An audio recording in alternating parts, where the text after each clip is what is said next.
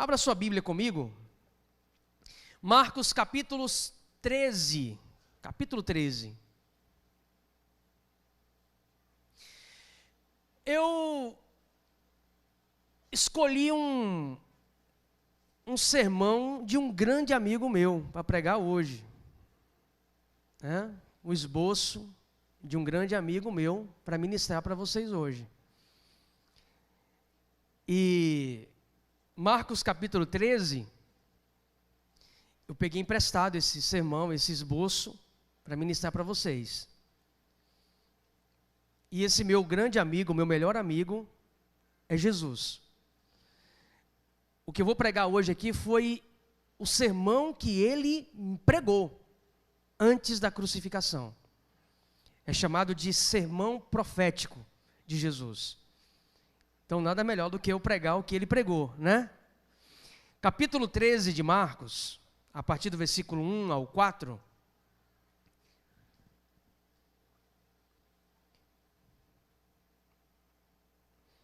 Quem encontrou, diga amém. Diz assim: quando saía do templo, um dos seus discípulos lhe disse: Mestre, olha que pedras, que edifícios. Então Jesus lhe disse: vês estes grandes edifícios? Vou seguir ali, que está no telão. Você está vendo todas essas grandes construções do templo? Perguntou Jesus. Aqui não ficará pedra sobre pedra que não seja derrubada. E tendo Jesus se assentado no Monte das Oliveiras, de frente para o templo, Pedro, Tiago, João e André, irmão de João, lhe perguntaram em particular: dize-nos, quando acontecerão essas coisas? E qual será o sinal de que tudo isso está prestes a se cumprir? Esta é a palavra que eu quero compartilhar com vocês aqui nessa noite. Estamos aí iniciando um novo ano, como o pastor Ronaldo falou, grandes expectativas, grandes planos, projetos, reconsiderações. A gente inicia um novo ano, criando grandes expectativas. Mas eu quero falar hoje aqui não sobre as tuas expectativas, não sobre os teus sonhos e projetos. Eu quero falar hoje sobre a nossa grande esperança. E a nossa esperança é o quê? A sua vinda. O Rei dos Reis vem nos buscar. Lembra desse hino antigo? Nossa esperança é a sua vinda. O Rei dos Reis vem nos buscar. E eu quero falar sobre isso. É a esperança que move a igreja. O apóstolo Paulo chega a dizer que se esperamos em Deus apenas aqui, nesse mundo, ou nesse tempo, somos os mais miseráveis dos homens. Portanto, estabelecer a nossa expectativa aqui é termos os nossos corações completamente distantes daquilo que Deus tem prometido para nós. Vamos mergulhar aqui no último e contundente sermão de Jesus, antes da cruz. O Cristo que é rei, que é sacerdote, nesse último sermão ele revela a sua essência como profeta. Porque nele estão contidos todos os parâmetros do Antigo Testamento, tanto como rei, sacerdote e profeta. Esse é o nosso Cristo. E a sua voz profética ecoa aqui nesse último sermão, trazendo-nos a maior esperança para o nosso tempo. De modo que esse sermão é dividido em 4 pontos. Por isso que eu falei que eu vou pegar aqui emprestado o esboço de Jesus. E ele divide esse sermão em 4 pontos. E talvez não por acaso, Jesus ele se preocupa, antes de assumir a cruz, falar sobre essa expectativa, sobre essa esperança, a fim de acalentar os corações dos apóstolos, que daqui a algum pouco tempo estariam longe dele por conta de todo o processo da cruz. Se sentiriam sozinhos, abandonados, estarrecidos com todo aquele processo. Então Jesus se preocupa em estar falando sobre a grande esperança e a expectativa para aqueles que ficariam aqui. E o primeiro ponto que Jesus fala, o primeiro ponto que ele destaca no sermão, é que o texto diz que quando Jesus estava saindo do templo, os discípulos ficam atônitos, estupefatos, com a magnitude do templo, com a beleza do templo, e diz a Jesus: olha, mestre, quão grande é esse templo, olha a beleza desse templo. E aí Jesus fala: acautelai-vos, eu porém vos digo, que não ficará aqui pedra sobre pedra, que não seja derrubada.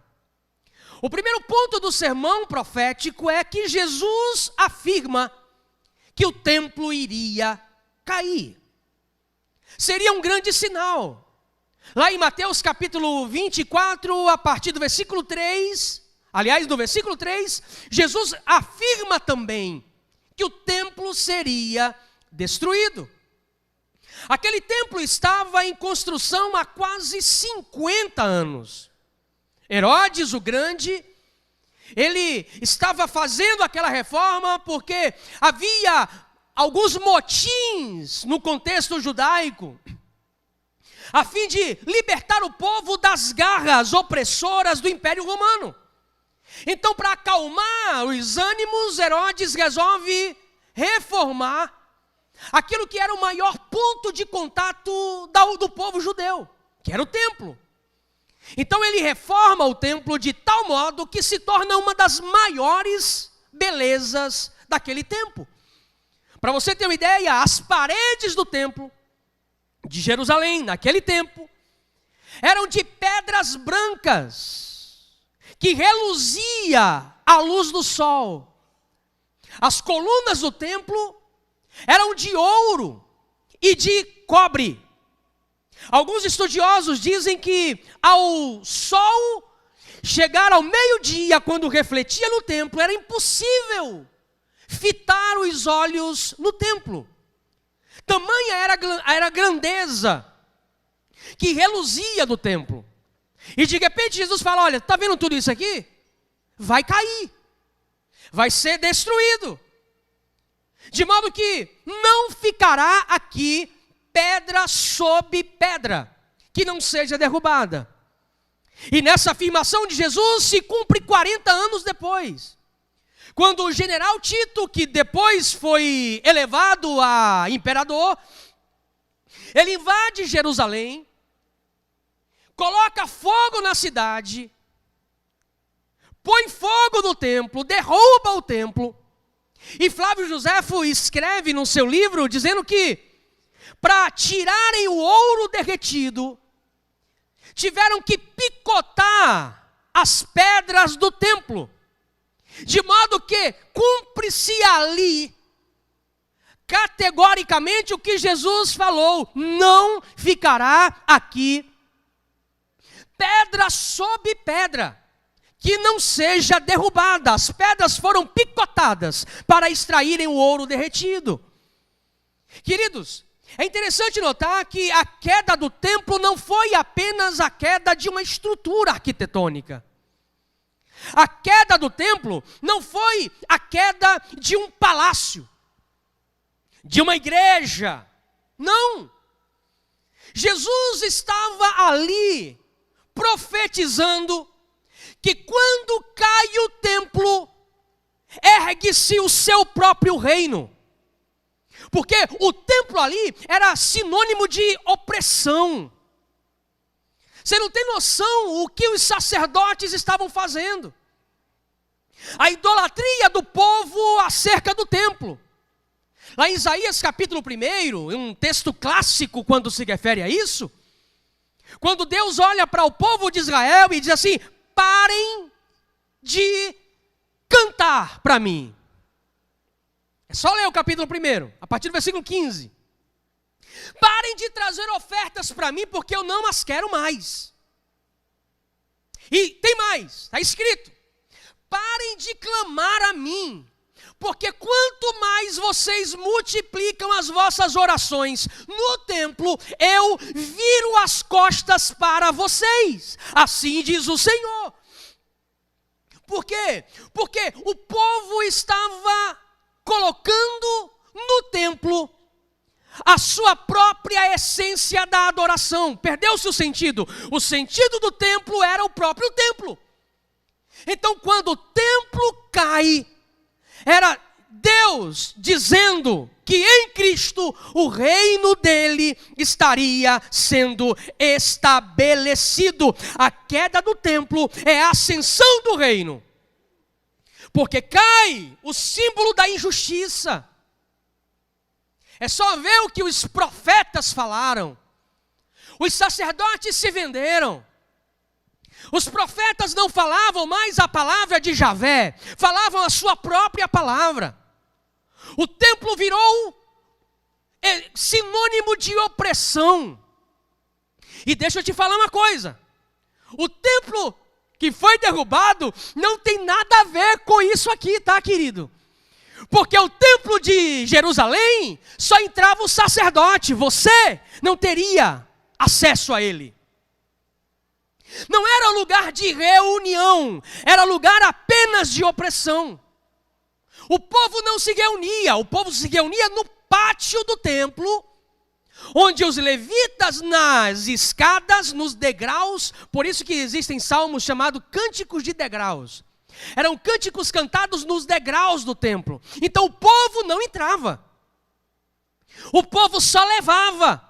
O povo não era ministrado. Então, olha, não tem nada a ver com isso aqui, tá bom? Porque isso aqui não é o templo. Isso aqui é o lugar onde os templos de Deus se reúnem para louvá-lo, exaltá-lo, para comungar a nossa fé. Amém, queridos? O templo cai para o reino ser estabelecido. Então, cai o símbolo da injustiça, do entretenimento.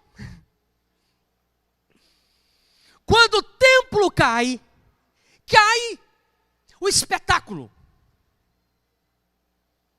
Cai, sabe, o churrasco em praça pública das ofertas que eram trazidas. Não é diferente como hoje. A geração de evangélicos hoje querem edificar um novo templo. Aliás, já conseguiram até, né? Aqui. Porque o templo é símbolo disso, de egolatria. O templo é símbolo de opressão. E onde o templo é construído, o reino de Deus se esvai. Mas aonde o templo cai, o reino de Deus é estabelecido, porque o reino de Deus está dentro de você. Você pode falar isso para o seu irmão perto de você? O reino de Deus está dentro de você. E olha que o templo foi construído sem a vontade de Deus. foi por causa da dureza do coração do homem, porque Deus falou, peraí, eu não habito no templo feito por mãos de homens. Vocês querem? Vamos criar algumas regras aqui, para não virar bagunça também. Mas Deus nunca quis. Nunca quis. Mas o povo gosta de entretenimento.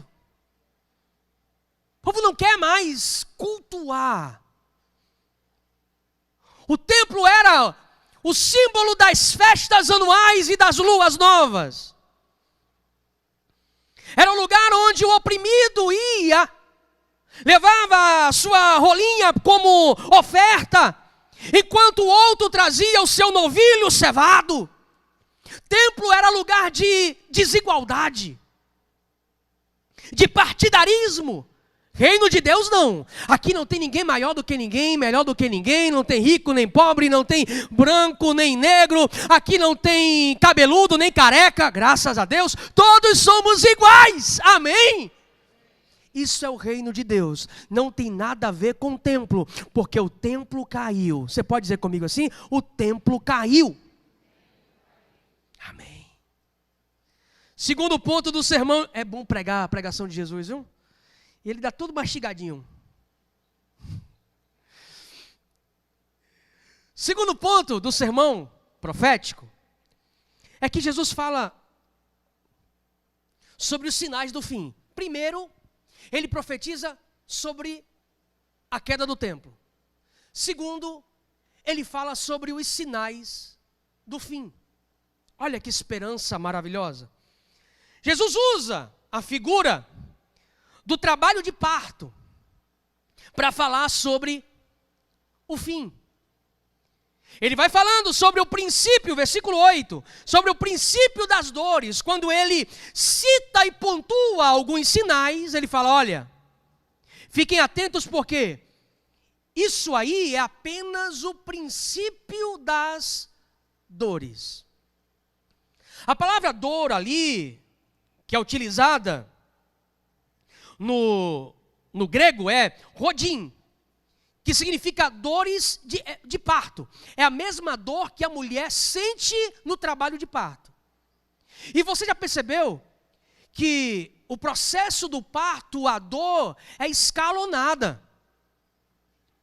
Vai aumentando a intensidade e diminuindo o período, o tempo. Então, quando Jesus estabelece aqui alguns pontos que falam sobre a volta dele, ele está falando que isso aí, quando vocês virem, é apenas o início. Fala da intensidade evolutiva dos sinais. É bom ressaltar isso porque eu já ouvi alguém falar assim, mas esses sinais sempre houveram ao longo da história. Maravilha! Mas Jesus está falando da intensificação deles. E quais são? Ele vai falando aqui, versículo 5. Então Jesus começou a dizer-lhe sobre os sinais. Primeiro deles, cuidado, para que ninguém vos engane, porque muitos virão em meu nome e dirão também, sou eu, e enganarão a muitos. O primeiro sinal que ele destaca sobre a volta dele é que o tempo que antecederá a volta de Jesus será um tempo marcado por engano. E o que me chama a atenção é que ele chega a testificar que esse engano alcançará muitos de nós. Muitos de nós. Ele diz, olha, acautelai-vos, vigiai, para que vocês não sejam enganados. Muitos virão em meu nome, dizendo, e enganarão a muitos, dizendo, eu sou Cristo, ou eu sou enviado de Cristo. E talvez em nenhum tempo da história da humanidade vivenciamos esse sinal de uma maneira tão clara. Tão clara. Principalmente em um tempo onde as verdades bíblicas são relativizadas. As verdades bíblicas são contextualizadas de acordo com a conveniência dos corações. onde não se julga mais as profecias. Profecias ali é pregação, é proclamação. E olha o tema do nosso ano: proclamando o Evangelho. Não se julga mais. Não importa de onde vem, não importa o que fala, se usa o nome de Jesus, glória a Deus, aleluia. Vivemos um tempo onde falsos profetas têm se proliferado de uma maneira assustadora e enganando a muitos. A muitos. Mas a Bíblia relata e dá para você discernir o falso profeta a partir de algumas características. Eu separei algumas aqui. Olha só. Primeiro, egolatria. Ególatra. Você sabe o que é isso? Idolatria do ego. O falso profeta é aquele que diz glória a eu. Desculpa aí, tá? A licença poética da gramática. Glória a eu, glória a mim, louvado seja eu. Descobri a roda. E se vier, e aí eu amo o pastor Carlos Alberto, que ele fala uma coisa impressionante. Ele fala assim: e se vier em inglês, então, vem mais rebuscado, né? E é impressionante como a igreja brasileira tem uma facilidade de reproduzir as heresias americanas e aperfeiçoá-las de uma maneira alegre. É impressionante. E consegue exportar. E aí eu vou falar da minha cidade, e se vier de feira, então é impressionante. Parece que todas as heresias do mundo começam lá. É. Inventaram lá agora uma unção da vassoura. Já ouviu falar? Não é da vassoura voadora, não. Depois você coloca no Google, você vai ver. É. E é impressionante que é parecido com o que os sacerdotes faziam lá naquela época de Jesus. Sabe por quê? Porque o líder da igreja é sócio de uma fábrica de vassoura. É. E vende a vassoura ungida por apenas R$150. É verdade. E aí a propaganda é: varra o devorador da sua casa, do seu trabalho, da sua empresa. E você pensa que não tem gente que compra, não? Um amigo meu disse que virou a esquina, foi no ponto de ônibus, encontrou umas irmãs com vassoura na mão, que ele travou na hora, ele falou: meu Deus do céu, era de noite.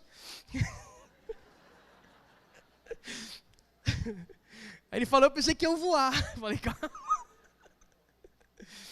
É impressionante. É impressionante. A gente dá risada porque, senão... É uma idolatria, a idolatria do sacerdote, sabe? Tem movimentos por aí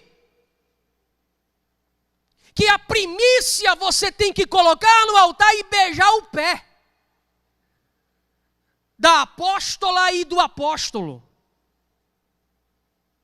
E o pior é que é impressionante, é capaz de ter gente aqui que ouve uma pregação dessa e aí depois daqui é capaz de ir para lá também. É. Porque o evangelho já não incomoda mais. Jesus não é mais suficiente para você. Para você não é você não, tá bom? Para quem não é. O evangelho não é mais suficiente, tem que ter alguma coisa a mais. Uma vez uma pessoa me ligou, me convidando para pregar, falou assim: pastor, o senhor pode vir aqui? Na época eu não era pastor ainda, mas, irmão Luiz Maia, o senhor pode vir aqui pregar? Eu falei: posso, mas assim, o senhor revela? Aí eu parei no telefone e falei: peraí, revela? É assim, ó, o senhor não precisa pregar muito não. Prega 15 minutos e o restante, ó, só faz uma oração forte. Eu falei: peraí, irmão, eu vou pregar a palavra, serve. E é na cara de pau mesmo. Tem nem vergonha de falar. Então, quando você vê o astro sendo adorado, quando você vê o astro enchendo estádios, cuidado. Cuidado. Amém. Inventores de doutrinas. Está lá em Gálatas 1,7. Ainda que um anjo desça do céu, trazendo um outro evangelho, é o quê?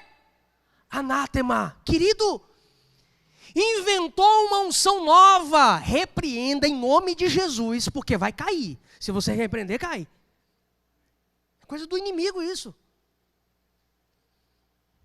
Eu fui pregar numa vigília aqui em São Paulo, lá em Mauá, há muitos anos atrás. E antes de eu pregar, um abençoado foi lá para ministrar a oferta. E aí, tinha umas 1000 pessoas no ginásio. E aí ele pegou e estava frio, tá? Foi no inverno, em Mauá, lá no fundão de Mauá, meu irmão, estava frio demais. E baiano, falando de frio, aumenta aí pelo menos. Ele pegou um vaso de água, chamou o povo na frente, saiu derramando na cabeça. E falou assim: o que estou fazendo não entendes agora. Eu olhei para o irmão que me convidou e falei assim: peraí, eu vou me embora. Não, Maia, fica aí, depois você prega, depois você vai pregar. Eu falei: não, pelo menos isso aí é palhaçada, que isso? Só existe um evangelho. Só um evangelho. Cuidado com novas doutrinas. Chegou um grupo lá em feira outro dia, fazendo estardalhaços ministeriais de louvor, dizendo que estava ministrando dente de ouro, brinco de ouro. Um ano depois, o líder dele foi para a internet pedir perdão pelas aberrações que cometiam em secreto. Cuidado. E eu amo a comunidade da graça. Eu amo a comunidade da graça. Sabe? Somos remanescentes que pregam o evangelho. Cuidado. Cuidado com templos suntuosos. Queridos, tamanho de igreja não determina a sua fidelidade. E nem que Jesus está lá. As pessoas querem entretenimento hoje. Não querem ouvir o evangelho. Mais alguns pontos. Avarentos. Está lá em Mateus capítulo 4, versículo 9. Tudo isso te darei, se levantar a mão e dar glória, se desafiar. Quem foi que disse isso? Quem foi? Satanás. E por que tem muitos que fazem desafios por aí? Tem crentes caça-desafio, já viu falar? Fica procurando onde é que eu tenho que desafiar, onde é que eu tenho que fazer alguma coisa. Olha, se eu fizer, Deus vai fazer. Se eu ministrar, Deus vai fazer. Se eu ofertar, Deus vai me dar. Foi o diabo que prometeu isso. O único Deus com D minúsculo que oferece bênção em troca de culto é o diabo. Venha porque o milagre vai acontecer. É diabo. Diabo. Venha porque algo extraordinário vai acontecer. É diabo. É diabo. Diabo.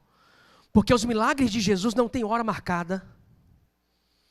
Não tem evento para promover. Não tem.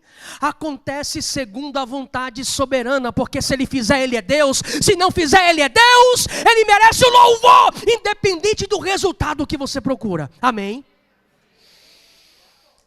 Aleluia.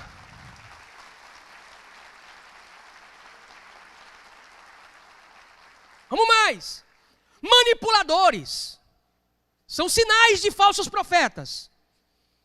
Manipuladores. Inventam e utilizam a teologia da prosperidade, da barganha. O irmão falou muito bem aqui. Sabe, você não tem que fazer para receber. Eles utilizam e sabem fazer. Querido, eu fui pregar em Sergipe, pouco tempo atrás, e os caras são bons. Às vezes eu fico assim, inventores de males mesmo. Antes de eu pregar, o abençoado, o pastor falou comigo: pastor Maia, antes de você pregar, o pastor que veio de São Paulo, inclusive. E falou assim, ele vai tirar a oferta. Eu falei, tudo bem. Aí, usou aquele texto, sabe do paralítico que destelharam a casa e desceu? O cara usou aquele texto para tirar a oferta. E aí falou, olha, quando Jesus está presente, ele não quer deixar a casa destelhada. Olha, eu falei, rapaz, o cara foi... Jesus prepara um culto, prega, ministra, abençoa, cura, e o povo foi embora. Quem vai retelhar a casa? Eu falei, caramba. E aí o povo foi, cada um com a telha, né? Traga a sua telha hoje. Eu falei, rapaz, ainda bem que eu fui pregar depois. E não voltei mais lá, foi a última vez. Você já sabe, né? Os caras são bons nisso, cuidado, cuidado. Então, o secularismo, a hipergraça que é difundida hoje, e tem pessoas que ainda se vangloriam, que pregam a hipergraça. Você não precisa de arrependimento, Deus te ama como você, Ele ama sim. Mas aquele que confessa e deixa, alcançará. Quem confessa e deixa, esse negócio de vir, continua pecando, continua na iniquidade, a graça de Deus, sabe, te alcança. A graça não é barata. Dietrich Bonhoeffer, ele escreve no seu livro Discipulado sobre a graça barata. E essa hipergraça que tem, sabe, envenenado a nossa geração de jovens. Cuidado! Porque eles vêm, sabe para quê? João 10:10. O ladrão vem para quê? Você sabia para quem é esse texto? Jesus está falando, sabe sobre quem? A gente usa para falar sobre o diabo, né? Porque o diabo ainda tem gente que ainda dá um... O diabo vem para roubar, matar e destruir. Mas Jesus vem... Não, Jesus não está falando sobre o diabo, não. Está falando sobre os falsos mestres. Leia o texto e o contexto. Já dizia lá no seminário, o texto fora do contexto é pretexto para uma heresia. Jesus está falando sobre os falsos mestres, os falsos profetas. Eles vêm para roubar, matar e destruir. Mas Jesus veio para que tenhamos vida e vida em abundância. Amém, queridos? Aí ele fala sobre guerras, rumores de guerra, sinais naturais, sobre fome, pestes, terremotos que serão intensificados. Mas para encerrar, ele termina falando sobre, versículo 26, sobre a volta do Filho do Homem. Então, verão o Filho do Homem vindo nas nuvens, com poder e grande glória. Você pode dar aleluia? Ele virá, como prometeu. Ele virá.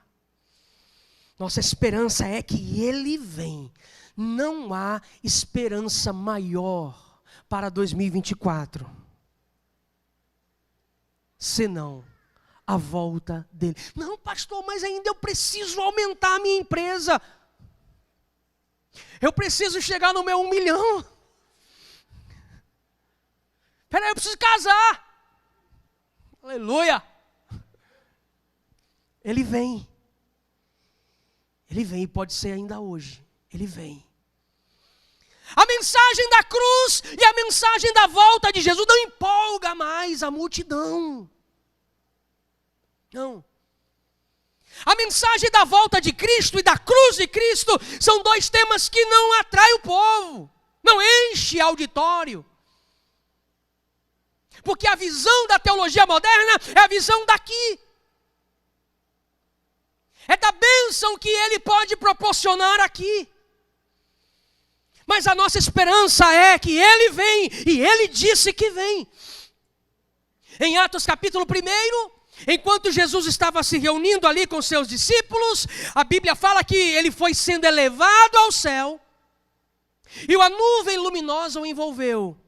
E os discípulos ficaram atônitos, olhando e com semblante de preocupados. E o texto fala que 2 anjos se aproximam deles e dizem: homens, por que olhais para o céu dessa maneira, como os que não têm esperança?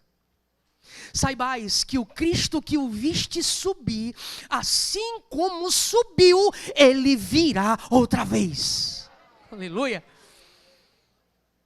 Em João capítulo 14, Jesus também, antes dessa pregação aqui, Jesus olha para os seus discípulos e acolhe-os, dizendo: não se turbe o vosso coração, crede em Deus, crede também em mim.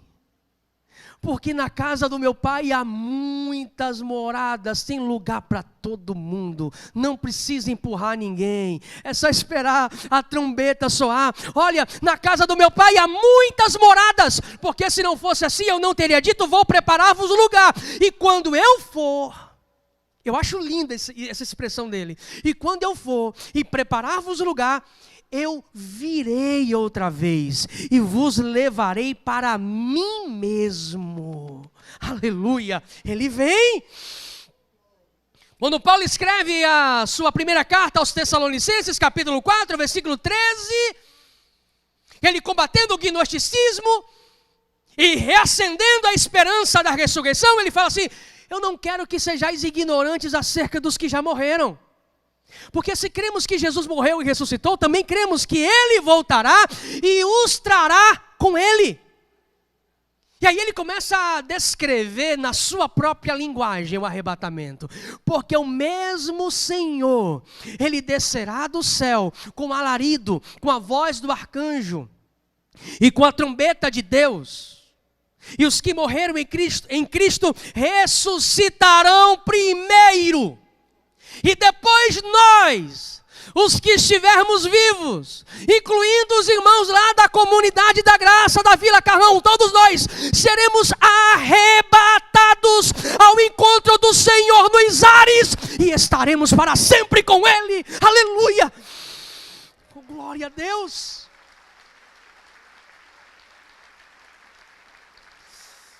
Aleluia!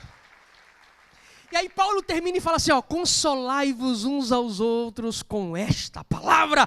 Ele vem, Ele vem, Ele vem, Ele vem. E aí o texto fala no versículo 32, aqui do texto que li, que o dia e a hora ninguém sabe, mas Ele vem, Ele vem. Se coloca em pé. Eu queria convidar o Ministério de Louvor, já estou encerrando, mas eu quero encerrar com o último ponto de Jesus. Vamos recapitular? Primeiro, o templo caiu, né? Segundo, os sinais da sua vinda. Terceiro ponto, ele descreve a vinda gloriosa do Filho do Homem. E em quarto, Jesus conclui o seu sermão de 4 pontinhos, né? Falando assim: portanto vigiai, porque não sabeis o dia e a hora que o Filho do Homem virá. Mas continuem vivendo. O quarto ponto é um desafio. Os campos estão brancos para a ceifa, querido.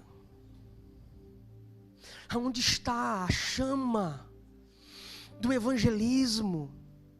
Onde está a chama do convite às células? As coisas estão se tornando muito automáticas. Onde está? Eu estava vindo de um casamento com minha esposa. E aí tem um viaduto que dá acesso ao bairro Sim.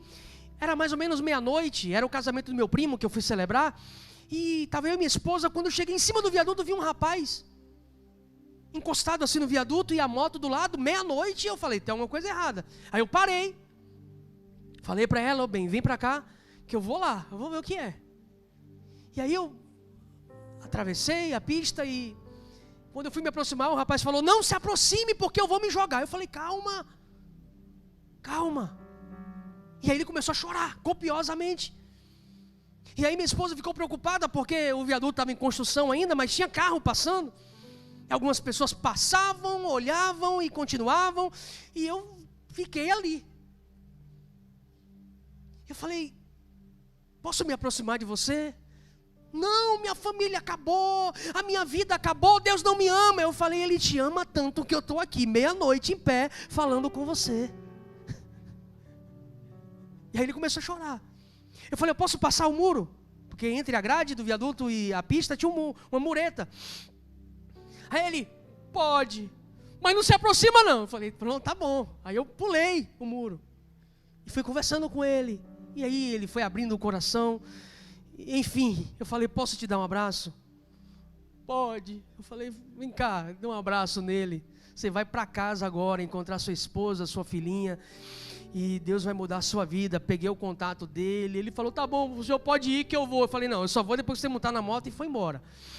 Aí ele, tá bom. Aí montou na moto e foi embora. E eu não tenho mérito nenhum, porque eu falei, não de mim, eu falei dele, de Cristo que morreu na cruz. E todo dia tem alguém perto de você esperando um abraço.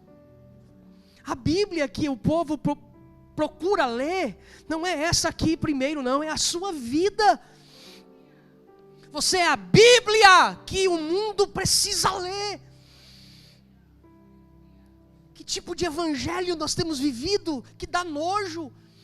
Eu fui pregar numa cidade lá na Suíça, Lausanne.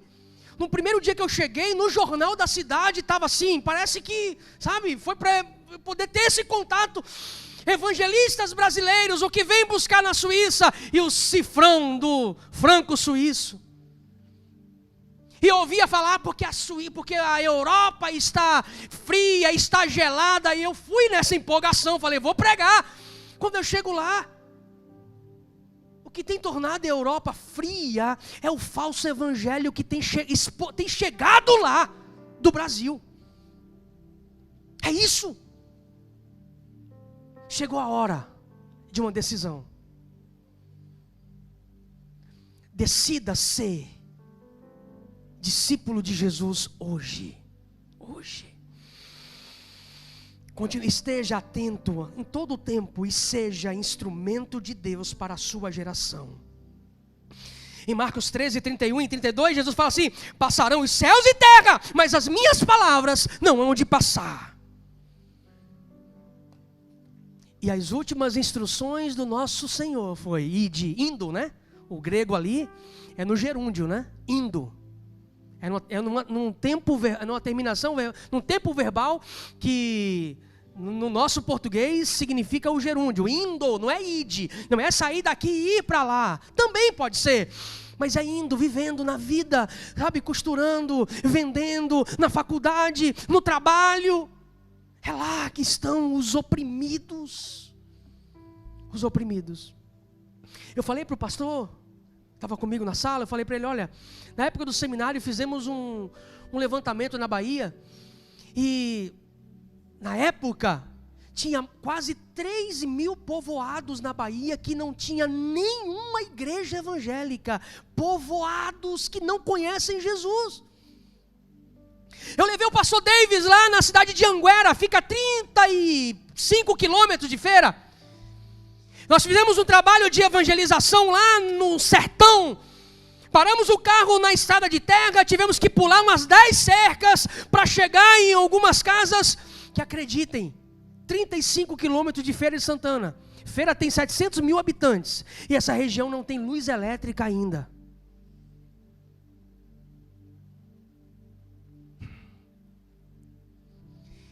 E o povo quer carro novo, quer casa nova.